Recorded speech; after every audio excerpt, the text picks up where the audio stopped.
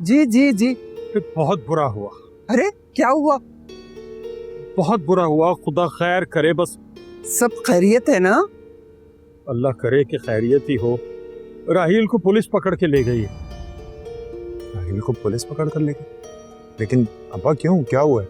उसने जावियार पे हमला किया और जावियार हॉस्पिटल में है। एक तो समझ में नहीं आ रहा क्या किया जाए। राहील हमला क्यों करेगा? हमारे मोहल्ले का एक लड़का है, वो जावियार के ऑफिस में काम करता है, उसने बताया मुझे। अब्बा लेकिन हमें तो राहील की हेल्प करनी पड़ेगी ना फिर। हाँ बिल्कुल, मदद तो करनी होगी।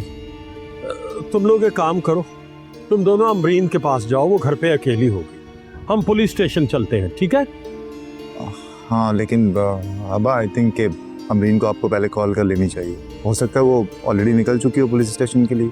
हाँ, अकेली बच्ची है बेचारी, क्या क्या कुछ करेगी।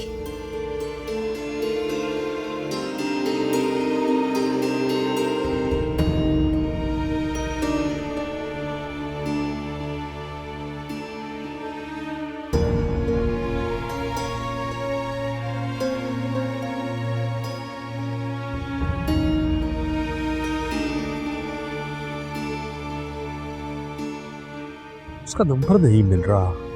अब वो आप दोबारा ट्राई करें, हो सकता है अब लग जाए।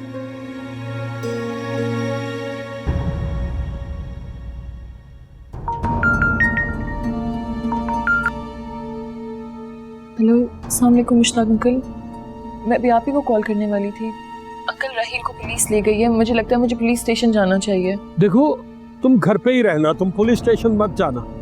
हम तुम्हारे पास आ रहे हैं, हम मिलके कुछ फैसला करते हैं, ठीक है? हमारा इंतजार करो बेटा, हम बस आ रहे हैं फौरन। प्लीज जरा जल्दी आइएगा। खुदा हाफिज। मेरा ख्याल है कि हम दोनों पुलिस स्टेशन चलते हैं और इसे साथ ले जाते हैं, इसे अम्बरीन के पास छोड़ दे। सुरैया तुम घर पे ही रहो, चलो आओ। ठीक है, मुझे वैसे भी कोई शौक नहीं है वहां जाने का, आप लोग ही जाओ। आप डैड को कुछ नहीं बताएंगे जब तक वो घर नहीं आ जाते, समझे? जी मैम समझ। अभी आप डॉक्टर से जाके पूछे कि डैड को होश आया ताकि हम उनसे मिल लें। Okay ma'am.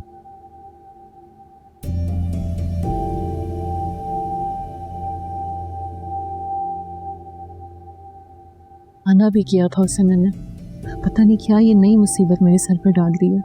तुम परेशान मत हो बेटा, हम हैं तुम्हारे साथ। हम पूरी कोशिश करेंगे कि राहील को जल्द से जल्द घर वापस लेकर आए।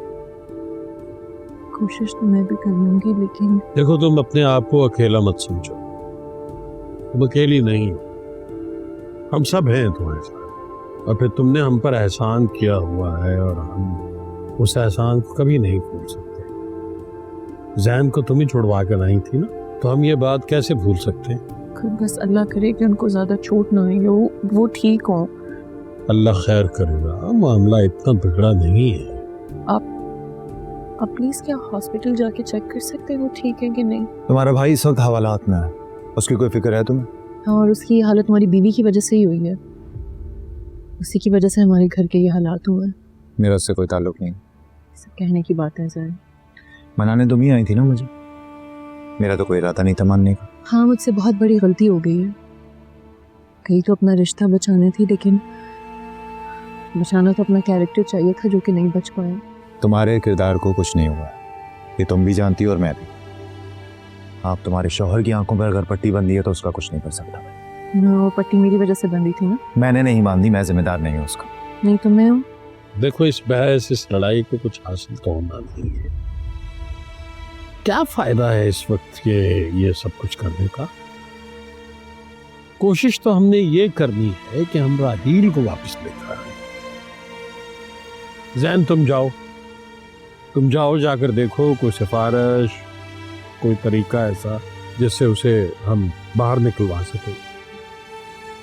मैं 2-4 लोगों से राब्ता करता हूँ फ़ोन पे। देखो, उम्मीद है कि इंशाअल्लाह उनमें से कोई ना कोई तो ऐसा ज़रूर होगा जो काम आए। जी। तुम जाओ और कुछ देर तुम भी आराम कर लो बेटा। जाओ बेटे, इसे कमरे में ले जाओ। जी। मैं यहीं बैठा हूँ, जाओ। चलें कुछ से आराम करते हैं।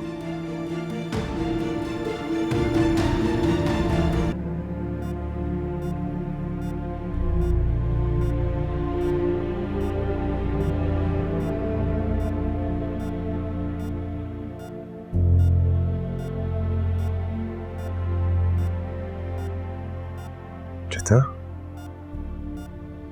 डैड आप ठीक तो है? हाँ बिल्कुल ठीक हूँ मैं, कुछ भी नहीं हुआ मुझे। आपको कुछ होने भी नहीं दूंगी।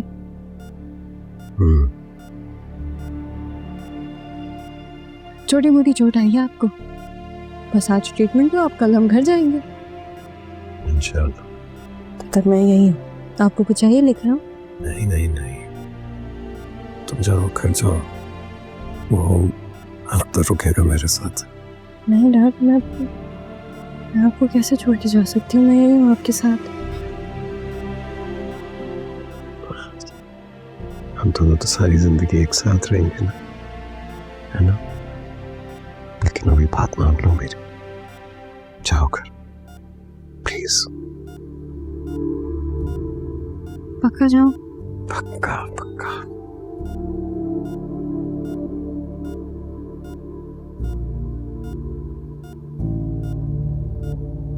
बाय।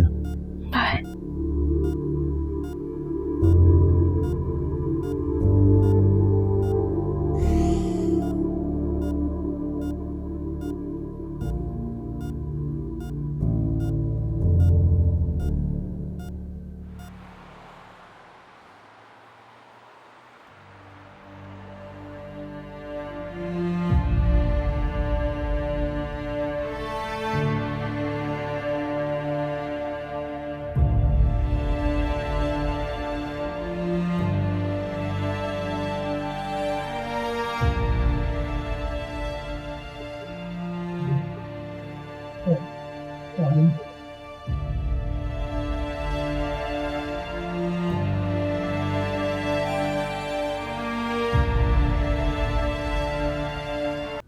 तो बस दुआ करो कि पुलिस उसे ज्यादा मारे नहीं।